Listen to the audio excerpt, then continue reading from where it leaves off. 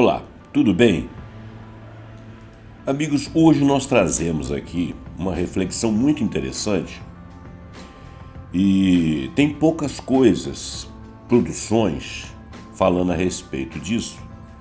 E eu vou ler basicamente aqui algumas inserções da teoria mimética, que é uma teoria do desejo, alguns conceitos fundamentais que será lida na página do E-Realizações, uma matéria de 15 de outubro de 2018.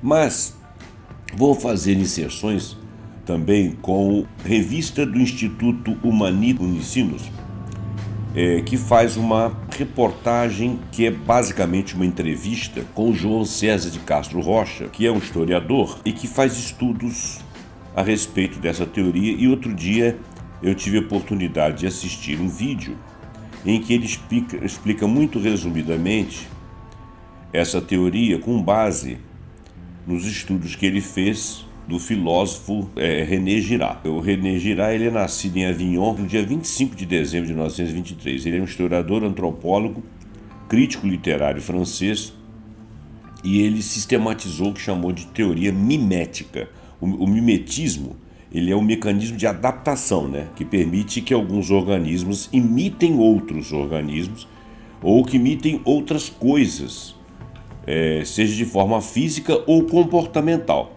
para obter algum tipo de vantagem, Então esse é o conceito clássico do mimetismo. No mimetismo, o organismo imita o que é chamado, aquele que vem a imitar o outro, ele é chamado de mímico, e o que é imitado é o modelo. A teoria mimética, ela é uma teoria de comportamento. Antropólogo, historiador René Girard, ele tem falas também sobre Deus.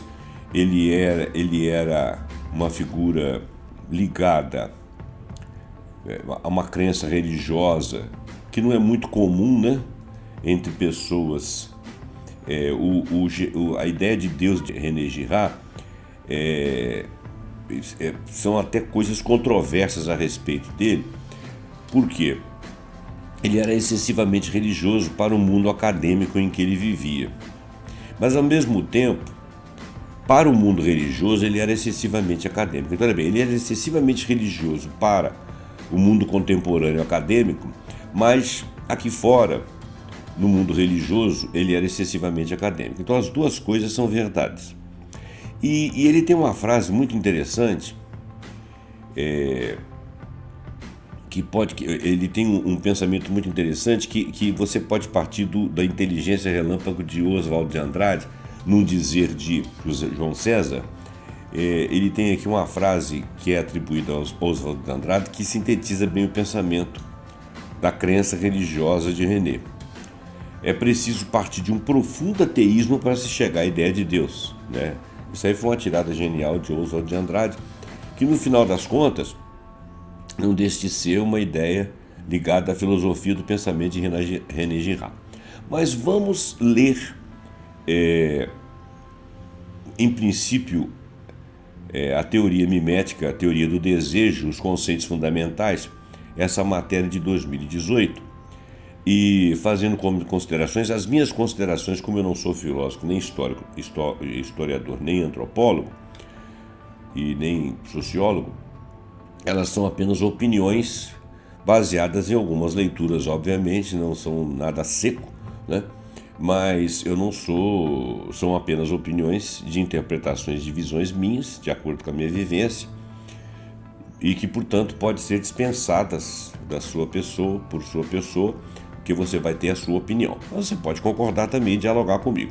Eu te peço que você deixe comentários no vídeo, porque nesse vídeo podcast, isso dá para mim engajamento aqui no programa Pontuando. E valorizo o meu trabalho no YouTube. Vamos ao texto para a gente não perder muito tempo. Olha só, você já se perguntou o que realmente motiva o ódio generalizado, esses linchamentos ou até mesmo muitas manifestações políticas exacerbadas, parte a parte? O ódio parece que se estabelece e quando o ódio se estabelece de uns contra outros, o grupo que, vamos dizer assim, que deu a partida nesse ódio aí, ele consegue estabelecer isso no seio da sociedade e aquele grupo que degladia com aquele que estabeleceu também participa do ódio e acaba fazendo o jogo do primeiro, daquele que estabeleceu. Então, neste texto, nós vamos falar um pouco sobre os conceitos fundamentais da teoria mimética concebida por René Girard, e com ela talvez a gente encontre alguma resposta para essas muitas outras perguntas semelhantes. Eu estou lendo o texto aqui saltando partes porque ele é muito extenso, tá? O certo seria eu lê-lo do jeito que ele está aqui, porque é isso que é requerido da gente quando você faz menção a texto de terceiros. Mas eu estou lendo em minhas palavras. No entanto, não estou acrescentando nada, exceto a minha opinião. E não estou retirando nada também, exceto simplificando. O René Girard foi nascido em Avignon em 25 de dezembro de 1923 e ele é conhecido por ter sistematizado aquilo que ele próprio chamou de teoria mimética. Já falamos o que é mimetismo. Em meio às suas pesquisas sobre as obras de autores como William Shakespeare, Fyodor Dostoiévski e Miguel Cervantes, Girard notou que havia alguns pontos que os conectavam de uma maneira bastante curiosa. Como autores tão distantes poderiam dialogar sobre o mesmo tema de maneira tão semelhante. Inclusive, a distância temporal, né? William Shakespeare viveu numa época, Fyodor Dostoiévski em outra, Miguel Cervantes em outra. Foi nesse momento que Girard percebeu que aquilo que os unia era uma mesma compreensão da natureza humana. Esses autores perceberam que o ser humano deseja mediante inveja e que, devido a esse desejo, ele constantemente se envolve com rivalidades. Em sua grande maioria, isso termina em tragédia. Pode chegar a tanto, né? De maneira simples, Girard compreende que o ser humano não deseja de forma autônoma, ou seja, ele não é livre para desejar aquilo que ele quer, no momento em que quer e da forma como quer. Girard percebeu, através do estudo de autores como Shakespeare, Cervantes e Dostoiévski, que o ser humano é mimético. Já explicamos o que é mimetismo, daí o nome de teoria mimética. Pois ele deseja a partir do desejo alheio. O professor João César de Castro Rocha diz que, entre aspas, abre aspas, eu não desejo a partir de uma subjetividade autocentrada, capaz de impor suas regras. O eu deseja a partir de um outro tomado como modelo para a determinação do objeto de desejo. Quer dizer, a gente vive se espelhando nos outros, né? E esse dizer aqui está dentro de uma publicação de João César de Castro Rocha, chama as Culturas Shakespearianas. Vamos continuar. Teve uma palestra que é citada aqui no texto, palestra de lançamento de culturas shakespearianas, que eu acabei de ler esse pequeno trecho, esse insertzinho, que está no YouTube. E deve ser um vídeo de mais ou menos 2018 ou até anterior. Mas vamos continuar o texto. Ao perceber o mimetismo intrínseco ao ser humano, René Girard identificou que ele gera o que mais tarde chamou de triangularidade. Deixa eu ler essa palavra direito. Triangularidade do desejo. Certo indivíduo começa a desejar determinado objeto porque notou outra pessoa desejando o mesmo objeto. Então, temos aí um triângulo, né? O objeto e as duas pessoas que estão ali se rivalizando, em tese, né? Uma de cada lado, cada vértice do triângulo, e o terceiro vértice do triângulo é o objeto de desejo. O problema é que existe apenas um objeto e temos dois indivíduos desejando-o. Obviamente, mais cedo ou mais tarde existirá algum tipo de conflito entre esses dois indivíduos, por isso que nós estamos chamando eles de rivais, para descobrir qual deles irá finalmente possuir o tal objeto desejado. A maneira impulsiva de acabar com esse conflito seria eliminando um bode expiatório, sobre o qual se canaliza a violência generalizada. Eliminando o bode expiatório, elimina-se também o conflito, fazendo com que a paz volte a reinar. Veja bem que isso aí poderia ser aplicado à política na atualidade. Eu não gostaria de citar nomes, tá? Mas dá para vocês imaginar essa polaridade que nós estamos vivendo aí. Girard afirma que o desejo é imitativo ou mimético e não inato, e os seres humanos copiam os desejos uns dos outros. Essa teoria vem de um excerto de um livro de Richard Goldson, Mito e Teoria Mimética, na página 22, quer dizer, referendando esse nosso texto. Esses são os principais pontos que você precisa conhecer se quiser começar a se aprofundar na obra desse que é tido por muitos como Darwin das ciências humanas. Neste texto, abordaremos apenas um pouco mais esses pontos e, por fim, indicaremos uma bibliografia básica para que você, que deseja, por influência de outra pessoa, obviamente, aprofundar-se no pensamento girardiano. Vou estar lá na página www.erealizações.com.br, blog Teoria Mimética, comentários. Então, eu vou continuar lendo. Se você quiser conhecer os livros, clica lá e tal. Vamos à teoria mimética. O que é o desejo mimético? A teoria do desejo mimético, embora tenha sido sistematizada por Girard, aponta algo intrínseco ao gênero humano e por isso não foi, a bem dizer, uma invenção de Girard. Nós podemos inferir isso aí. O termo mimesis foi utilizado por diversos pensadores durante a história, tais como Aristóteles, Platão, Eric Auerbach, Paul Ricoeur, eu tenho a impressão que se lê Ricoeur, eu não sei direito, é francês, Jacques Derrida, Sigmund Freud e até mesmo o conhecido biólogo Richard Dawkins, que cunhou o termo meme. Bom, meme é uma coisa que nós temos muito por aí, né? Ele imita expressões, eles são bonequinhos, coisinhas que imitam, ou são acontecimentos, ou são fatos associados a algumas coisas, algumas pessoas, que viram um meme, né, nas redes. Embora todos eles tenham usado memes de forma semelhante, com sentido de cópia ou imitação,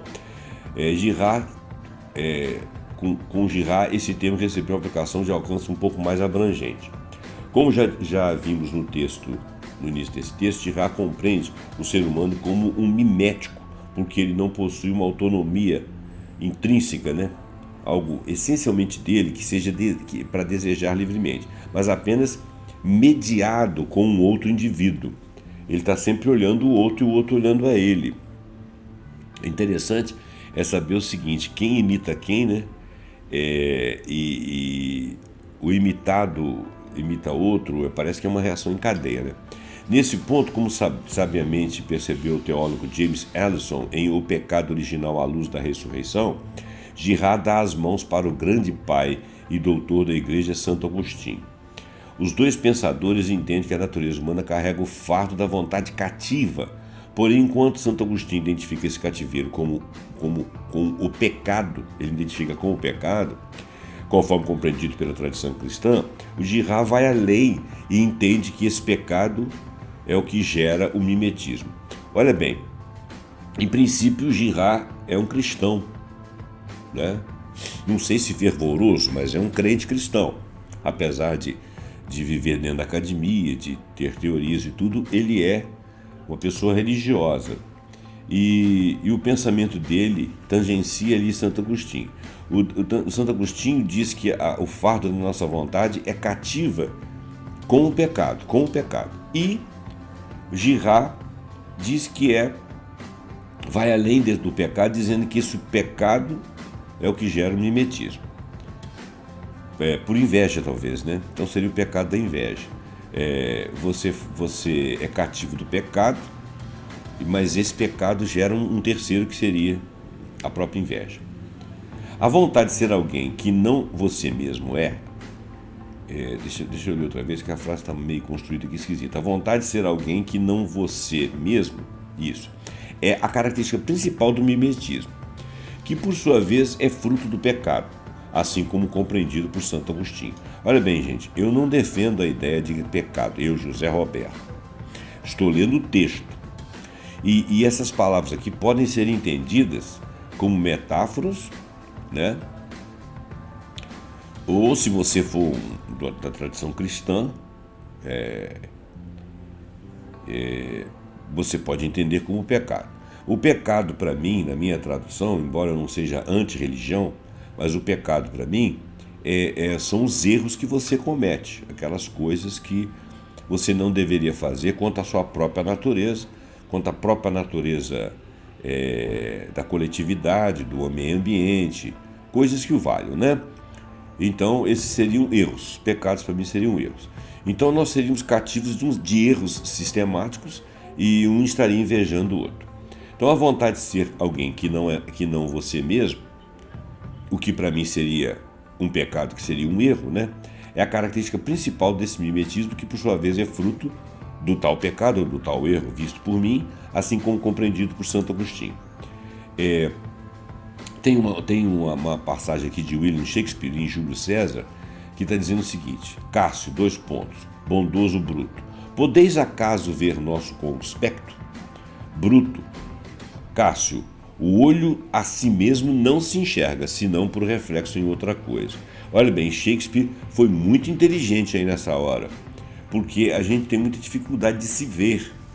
A gente acaba se vendo, se medindo no outro. Quando alguém começa a falar de alguns defeitos, das personalidades, das posturas, dos pensamentos, das maneiras de agir, a gente sempre olha o outro, né? A inteligência maior seria a gente começar a perceber isso em nós. A gente sempre está com o dedo em rixa em relação ao outro. O ideal seria que nós víssemos isso em nós, né? Então o olho a si mesmo não se enxerga, senão pelo reflexo em outra coisa. Lá pelas tantas, por experiência, a pessoa passando a ver os outros acaba se enxergando, para bem ou para mal. O mimetismo identificado por Girard na teoria mimética, primeiramente na alta literatura, com o tempo foi identificado também nas antigas mitologias. Em outros de seus livros, A Violência e o Sagrado, de Girard, ele viu que esse mimetismo aparecia também nas grandes religiões da antiguidade, como nas tradições Veda, grega, judaica e cristã. Eu não sei se ele está falando do que eu estou pensando aqui, mas essas tradições religiosas, elas têm várias coisas semelhantes, casos, parábolas, que são contos, historiamento, que são muito parecidos, como se fossem vividos no mesmo tempo, quando que eles são distantes, né, no tempo. A tradição Veda, grega, judaica e cristã, elas, exceto a judaica cristã que se interpenetrou, mas a grega e a Veda são efetivamente distantes do tempo, né? Mas é claro que uma pode ter bebido da outra.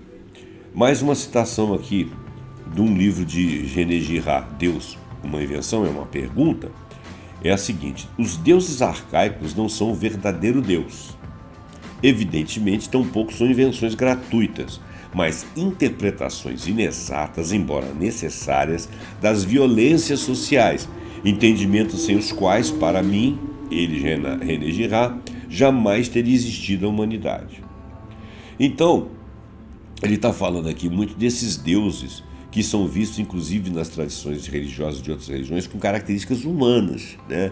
Com a ira, com a raiva de você ter feito uma coisa, cometido um pecado, né, na tradição das religiões, e etc. Quer dizer, eles têm características humanas. Então, os deuses arcaicos, eles não são efetivamente o Deus. O Deus visto por Girard é o Deus bondoso, né? O Deus da tradição cristã, é o Deus sem defeito, onisciente, onipresente, que estaria acima dos nossos desejos mais baixos e tal, muito acima, aliás, né?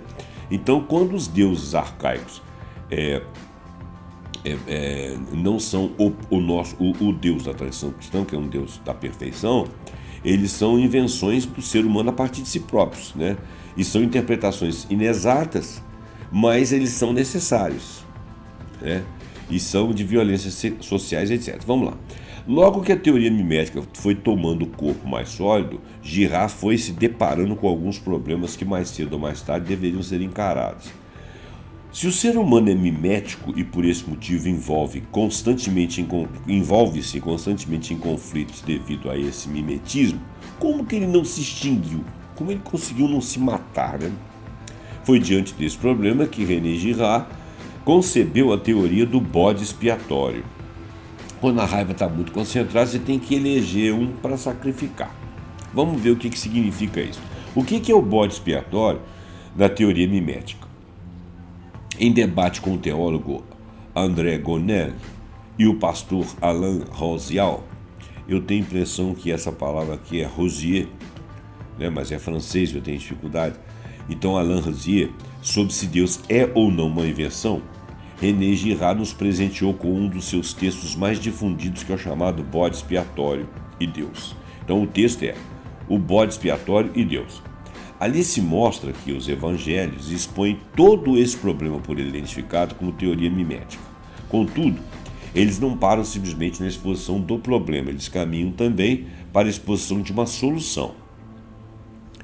O sistema do bode expiatório identificado por Girard permeia toda a mitologia e as antigas religiões. A ideia do bode expiatório, segundo René Girard, aparece da seguinte maneira, 2 pontos. Um problema aparece em determinada comunidade, muitas vezes por um motivo banal, e esse problema acaba gerando conflitos, como é possível perceber no mito de Eros e Psique, ou até mesmo o mito de Édipo, bastante utilizado por René Girard.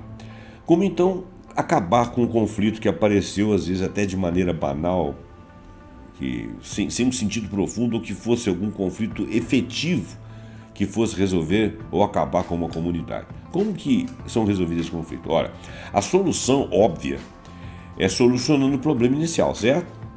Contudo, como solucionar esse problema? O sistema utilizado pelas antigas sociedades era o do bode expiatório, em que se sacrificava uma vítima compreendida por todos como culpada, trazendo assim a paz novamente. Esse problema inicial é chamado por Girard de crise mimética, durante a qual a rivalidade se alastra entre os indivíduos, o que acaba gerando uma onda intensa de violência. E por isso que houve a pergunta ali atrás, por como que a humanidade não se extinguiu, né? Por causa dessas violências. É por causa que se elege o bode expiatório para estancar, para ver se cura a ferida. Aí mais uma citação aqui do livro Deus é uma invenção, uma pergunta, né? É a seguinte: quando 2 indivíduos desejam a mesma coisa, virá juntar-se a isso um terceiro. Quando há 3, logo chegará um quarto, e a partir desse momento já se pode prever as sociedades primitivas tendem todas a se mobilizar em lutas insanas. Passam então a ser ameaçadas pela destruição total. Exato. Quando Girard percebeu esse mecanismo do bode expiatório, ele percebeu também que ele aparecia nos evangelhos de forma um pouco diferente. Embora nos antigos mitos a vítima fosse sempre tida como culpada por todos, Girard compreende que ele era, na realidade, inocente. Diante disso, René Girard mostra que nos evangelhos a vítima sacrificial é nitidamente inocente e todos sabem disso, desde aqueles que estão acusando até o leitor e os próprios narradores. René Girard nota que foi em Cristo que o mecanismo do bode expiatório alcançou seu ápice e foi desmascarado. É nos evangelhos que esse problema é descoberto e colocado de forma tão explícita que, como bem identifica Girard, chega a ser desconcertante. Lembremos que Cristo foi sacrificado na cruz, né? E a tradição cristã diz que é pelos nossos pecados, mas ele era o quê? Com certeza inocente, né? Diferentemente dos outros mitos existentes, Cristo entrega-se conscientemente como bode expiatório para nos mostrar que somos todos, naturalmente, propagadores de violência mimética. Tendo isso em mente, Girard percebe em Cristo um exemplo a se seguir para cessar essa corrente de violência mimética. Contudo, nós nunca conseguimos acabar completamente com o mimetismo, ainda que estejamos conscientes dele, diferentemente de Cristo, que, do começo ao fim, negou a rivalidade intrínseca ao ser humano. Por esse motivo, Girard reconhece o valor da narrativa cristã, segundo a qual Deus interferiu pessoalmente na história da humanidade pela figura de Jesus Cristo. Olha bem, algumas pessoas, mesmo religiosas, não entenderiam essa frase aqui, partindo da ideia de que um Deus, o nosso Deus, né, um Deus perfeito, onisciente, onipresente, parará, que ele veio a interferir pessoalmente, porque isso aí é fala de uma religião, né? Deus mandou Jesus para cá. Deus é uma pessoa, então. Deus é um ser. um ser que dialogou diretamente conosco e mandou seu filho, né? Segundo a tradição cristã. Isso aí pode pegar para o entendimento. Mas quem não tiver exatamente imbuído dessa tradição cristã, quem não tiver a religião vista dessa forma, de qualquer maneira vai entender os textos que são fonte de conhecimento, vai entender os textos bíblicos como essa intervenção mesmo, de que, vamos dizer assim, a natureza trouxe para salvar a história da humanidade a figura do bode expiatório inocente. E o ápice disso aí foi o mais inocente de todos, o sem pecado, que seria Jesus, né?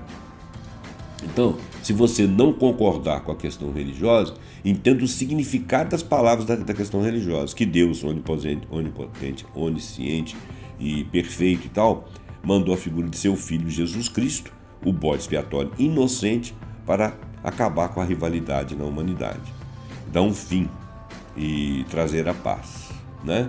Isso é uma coisa muito simbólica. O religioso toma como verdadeiro, o não religioso vai tomar como simbólico, né? Então, mais uma vez, em Deus, uma invenção, que é uma pergunta, né? Porque o René Girard, ele era um crente, né? Ele acreditava na tradição cristã. Deus, uma invenção, que é uma pergunta. Tem mais uma passagem aqui. Graças à paixão, Cristo quer que os homens reconheçam seu papel de criadores de vítimas e perseguidores, e por proclamar as regras do reino, renunciar totalmente à violência sacrificial que o próprio Cristo é sacrificado.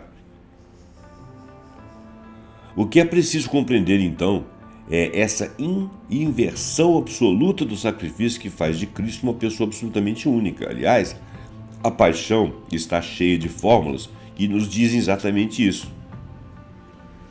A pedra desprezada pelos construtores tornou-se a pedra angular. Fecha aspas.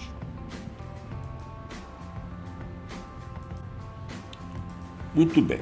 Desejo triangular.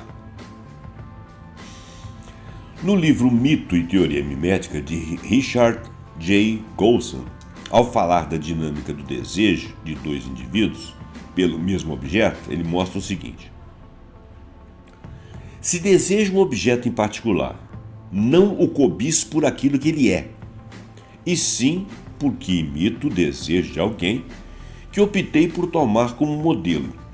Essa pessoa, seja real ou imaginária, lendária ou histórica, se converte em medidor do meu desejo e então me envolvo numa relação essencialmente triangular. Ou seja, eu não vi o objeto especificamente, eu vi através de outra pessoa. Essa triangularidade, já errei essa palavra duas vezes, essa triangularidade é posta por René Girard no centro da sua teoria. O indivíduo não desejará de forma autônoma, mas mediado pelo desejo de um outro, que por sua vez também deseja a partir de outro mediador, que pode ser o próprio indivíduo que olhou para ele, mas pode ser um terceiro e vai ser, com certeza. Você se interessou? Então clique aqui para seguir e assista a palestra do lançamento do livro Mentira Romântica, tal. E se você estiver lá no portal lá www.erealizações.com.br, blog/teoria mimética, você vai ler isso aí e vai ter uma palestra aqui. Vamos continuar com o nosso texto. Girard, em seu livro Mentira Romântica e Verdade Romanesca, chama essa dinâmica do triângulo do desejo, que por sua vez é dividido em mediação interna e mediação externa.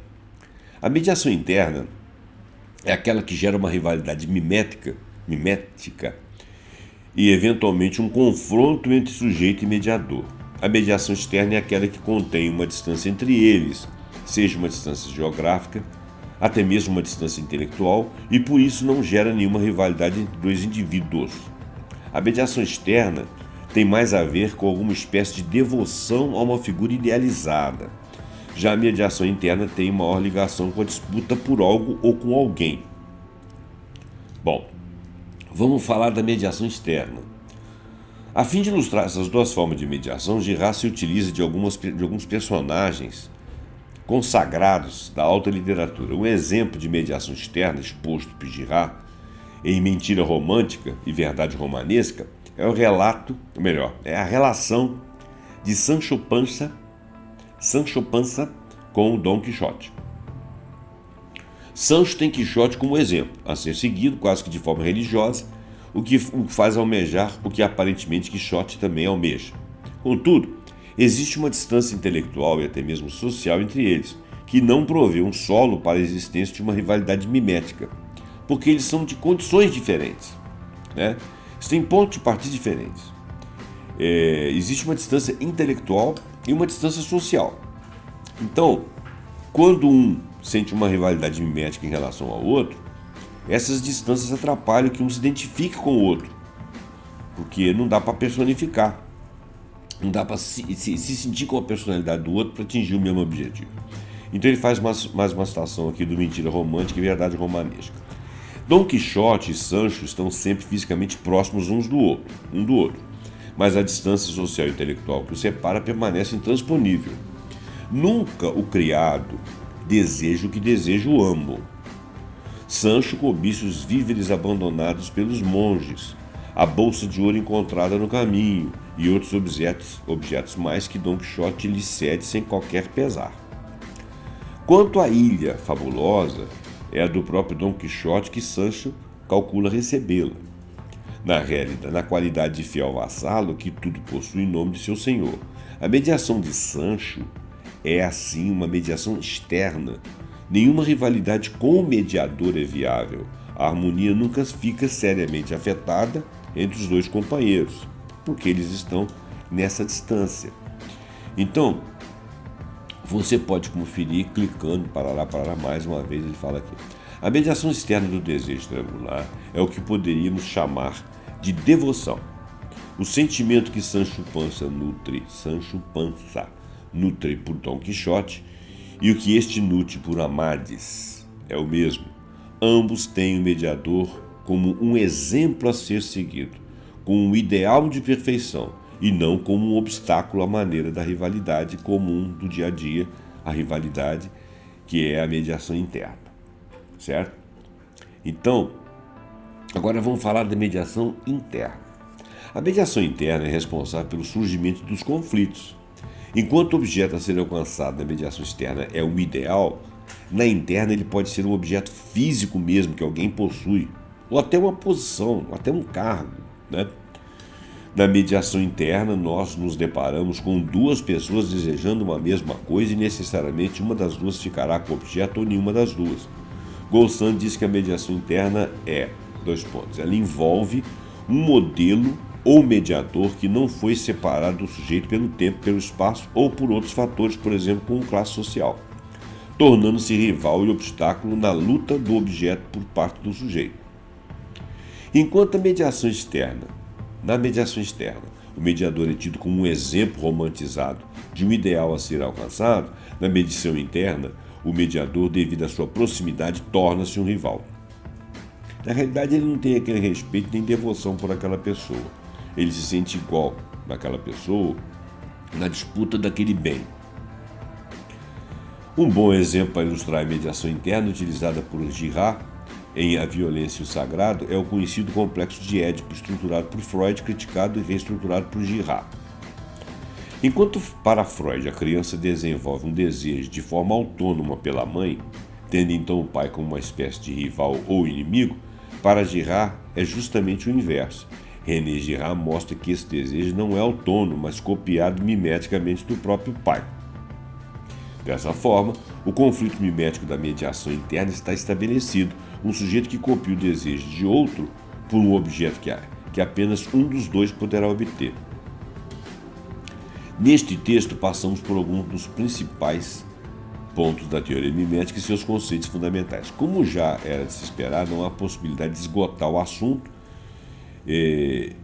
O que tem a se falar sobre a teoria mimética de René Girard, ser um artigo é muito pouco, né?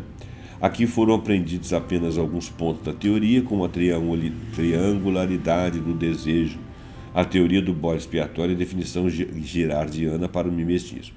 Se você se interessou, você pode aí pegar os livros mais importantes da teoria mimética, tem vários aqui, E eu te convido a você ir nessa página. Vou tornar a falar. www.erealizacoins, não se escreve realizações, né? realizacões.com.br /blog /teoria mimética #comentes. Comentes com 2 N, tá bom? Vai lá no E-Realizações, procura teoria mimética que está lá a explicação. Muito bem. Agora, na segunda página aqui, da Unicinos, né? Unicinos, o João César explica com um fraseado um pouco mais fácil de ser entendido.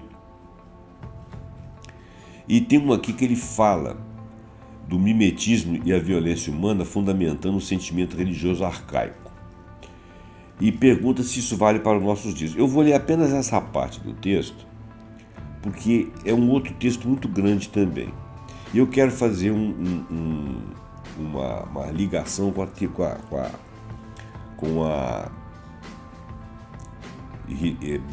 as brigas, com as rivalidades políticas atuais.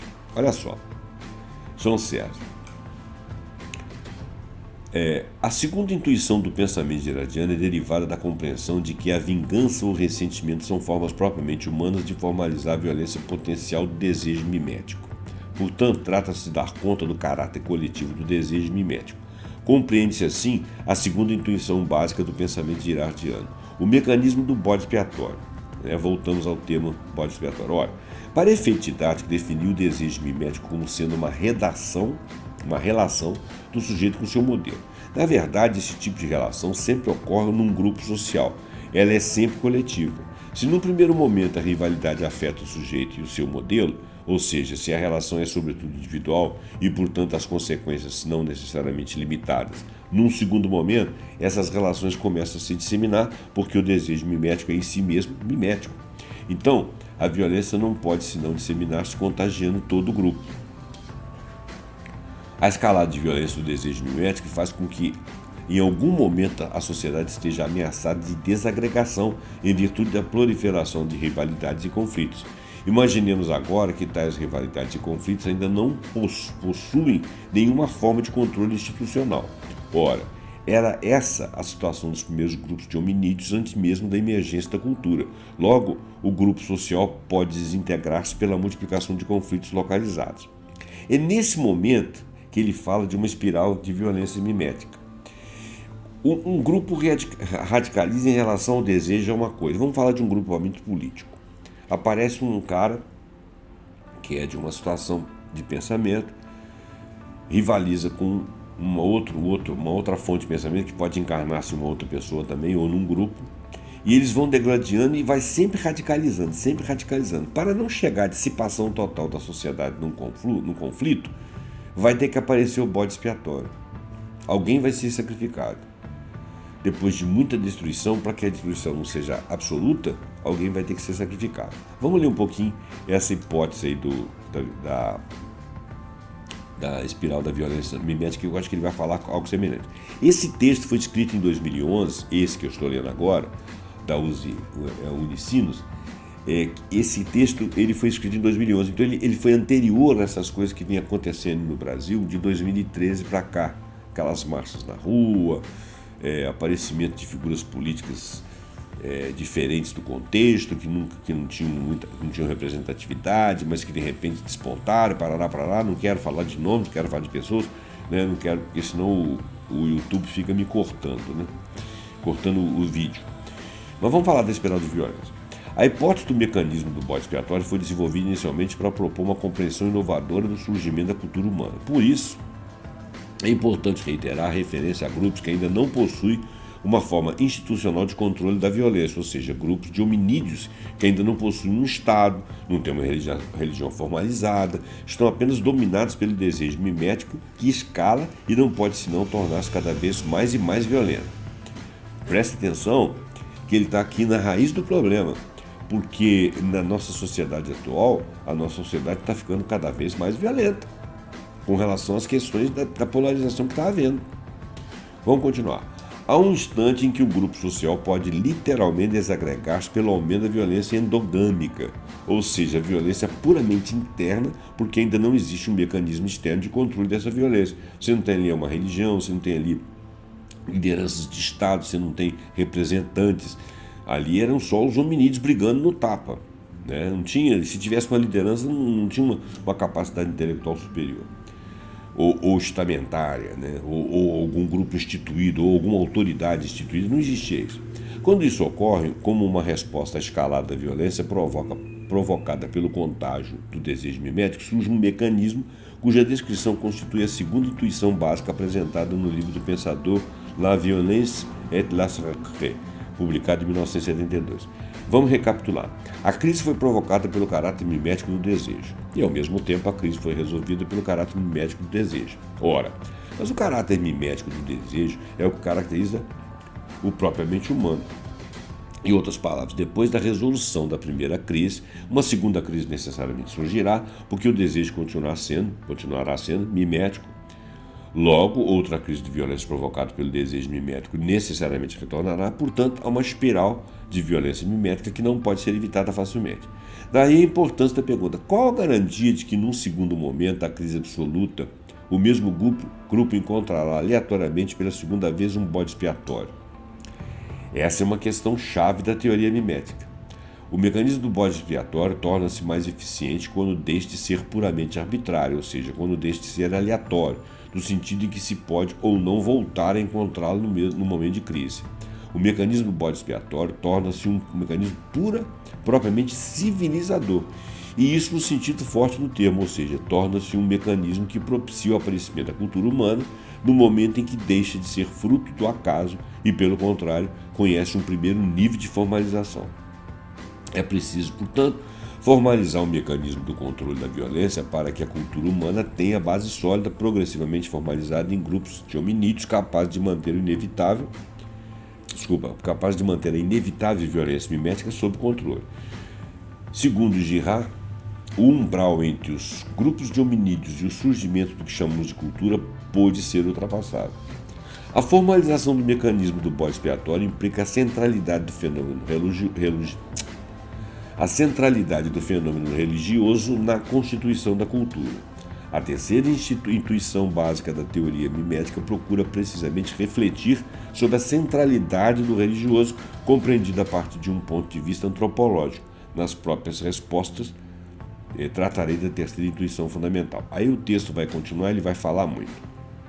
Se você assistir o vídeo da teoria mimética do João César, você vai ver que ele... Deixa eu ver se eu acho esse vídeo aqui. Olha bem, o vídeo que eu quero falar, ele tem o seguinte título no YouTube: Entenda a teoria mimética e o que ela tem a ver com a violência de Pablo Marçal e Bolsonaro. É do Instituto ICL, Instituto Conhecimento Liberta, tá? Entenda a teoria mimética e o que ela tem a ver com a polaridade aí da violência. No Instituto ICL. É um texto, um vídeo de 10 minutos, tá? É um videozinho de 10 minutos, de 10 minutos e 45, tá bom? Bom, gente, eu acredito que você tenha sentido alguma dificuldade com o texto, porque o texto, ele é um texto quase filosófico, né? Eu não vou te dizer que é filosófico, porque ele não foi lotado por filósofos, né? Não foi pesquisado e falado, conversado com filósofos. Mas ele é bastante filosófico. E ele explica um pouco essa questão que está acontecendo agora. Sem envolver palavras, vocês estão vendo que estão aparecendo lideranças cada vez mais radicais. O que o João César falou a respeito da teoria mimética com relação a essas rivalidades atuais entre os grupos antagônicos é que uma hora teria de aparecer um bode expiatório na política, obviamente, para que houvesse um corte nessa violência e viesse a paz, ainda que durante algum tempo, até que ressurgisse outra vez com menos força e fosse entrar em espiral novamente, se for o caso. Caso contrário, nós vamos chegar às deflagrações que vão extinguir, né? E nós não somos mais hominídeos caminhando pelas savanas do planeta. Nós somos seres constituídos. Então, alguns poderes instituídos aí vão paralisar isso aí com a justiça. Algumas cabeças vão ter que rolar no sentido figurado, né? Alguns políticos vão ter que ser presos ou perder mandatos, alguma coisa, para poder cessar isso aí, para cessar a radicalidade. E pode ser que seja pelo lado dos mais inocentes, e não dos mais culpados. Esse pode ser o problema que venha a ser o fato gerador de uma nova violência. Então era necessário que a sociedade tivesse consciência de não entrar em grupos e passar a raciocinar politicamente com as propostas que os candidatos trazem e eliminar das suas visões a respeito da política aqueles que ficam radicalizando em cima de termos morais, de temas pequenos. Porque o que nós precisamos politicamente são respostas às necessidades da sociedade. E não só de grupos da sociedade. As questões morais, elas devem ser tratadas dentro dos púlpitos, dentro das igrejas, dentro das conversas particulares, em grupos, dentro da academia, se for o caso. Mas no dia a dia, quais são as necessidades do cidadão? Não ficar se elegendo bobagens que são colocadas por lideranças apenas para chamar a sua atenção das coisas mais corriqueiras da sociedade. Então cabe àqueles que pensam mais educar, ajudar a educar os que pensam menos e focalizar no que são as necessidades da nossa sociedade. Bom, falado isso, eu vou terminar o vídeo, ele já ficou muito longo. Muito obrigado pela sua atenção. Até o próximo programa pontuando com algum assunto que nós acharmos muito interessante. Até lá.